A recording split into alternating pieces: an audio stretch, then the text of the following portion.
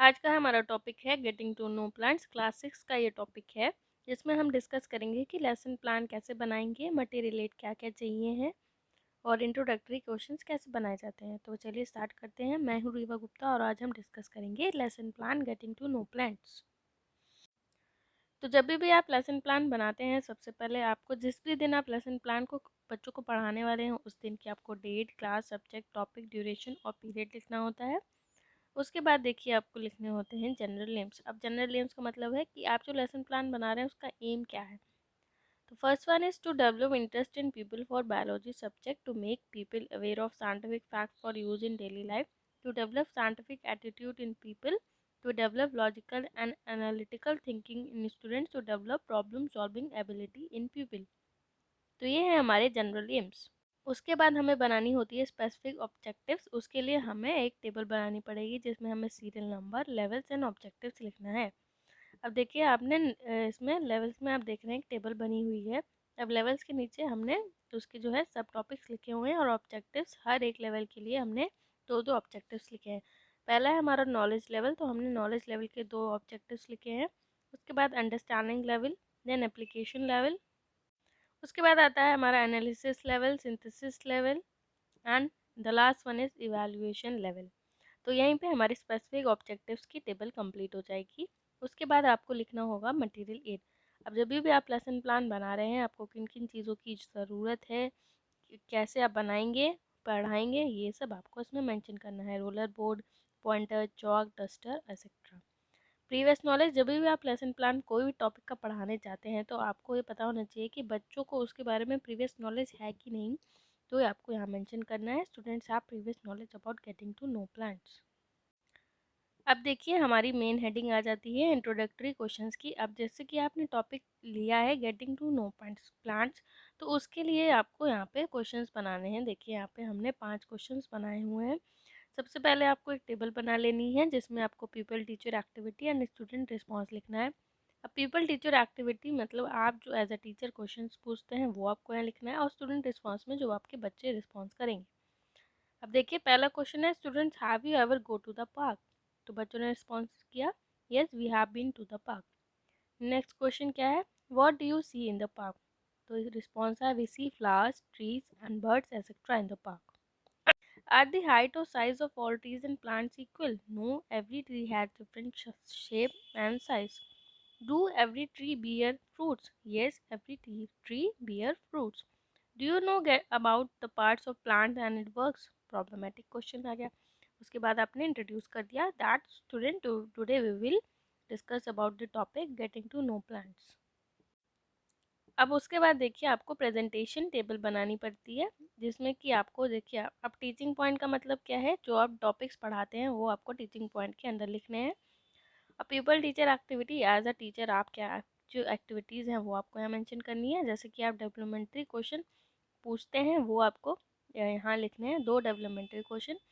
Student response में जो बच्चों रिस्पॉन्स करते हैं आप जो पढ़ाते हैं वो आपको यहाँ लिखना है। तो 2 डेवलपमेंट्री क्वेश्चन क्या है, name parts of the plant. तो आंसर है flower, leaf and stem. Next question है, what do we call short and long plants. तो नो रिस्पॉन्स आ गया। उसके बाद आपने टॉपिक, ये जो प्लांट्स ऑफ डिफरेंट काइंड लिखा हुआ है ये आपको जो है ब्लैक बोर्ड पे ऐसे पॉइंट बना के ऐसे लिखना होता है। जैसे पहला टीचिंग पॉइंट यहाँ लिखा प्लांट्स, दूसरा अगर टीचिंग पॉइंट है एनिमल तो आपको उसी के नीचे एनिमल मेंशन करना होगा। ठीक है, उसकी अब देखिए हमने इसका जो है पूरा एक्सप्लेनेशन यहाँ पे दे दिया है। अब उसी के राइट साइड वाले पेज पे आपको ये टेबल बनानी है जिसमें आपको टीचिंग मेथड, मटेरियल एड और ब्लैक बोर्ड वर्क लिखना है। अब टीचिंग मेथड में देखिए हमने क्वेश्चन आंसर मेथड जो है हमने डेवलपमेंट्री क्वेश्चंस में ये मेथड यूज़ किया है। अब उसके बाद आता है हमारा देखिए कि ये एक्सप्लेनेशन मेथड, ये हम जब एक्सप्लेनेशन दे रहे हैं पूरा टॉपिक का वो वहाँ पे हमने ये मेथड यूज़ किया है।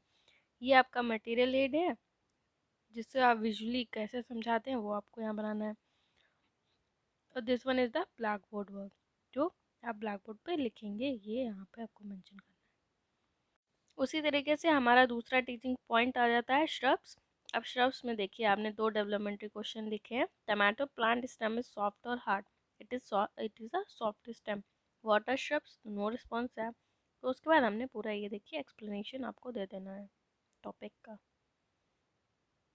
और ये है हमारा राइट साइड वाला पेज जिसमें हमको टीचिंग मेथड और मटेरियल एड ये सब चीज़ें यहाँ पे मेंशन करनी है। नेक्स्ट टीचिंग पॉइंट आ गया हमारा ट्रीज का, जिसके लिए हमें 2 डेवलपमेंट्री क्वेश्चन चाहिए। What kind of stem do shrubs have? Hard but not very thick. Water trees, no response. हमने यहाँ पे ट्रीज के बारे में पूरा एक्सप्लेनेशन टॉपिक का दिया है। And the next one is teaching method, material aid and black board work. So हमने यहाँ पे ट्री का डायग्राम बना दिया और ये ब्लैक बोर्ड वर्क। नेक्स्ट हमारी हेडिंग आती है लीव की, जिसके लिए हमने 2 डेवलपमेंट्री क्वेश्चन लिखे और उसके बाद उसका एक्सप्लेनेशन।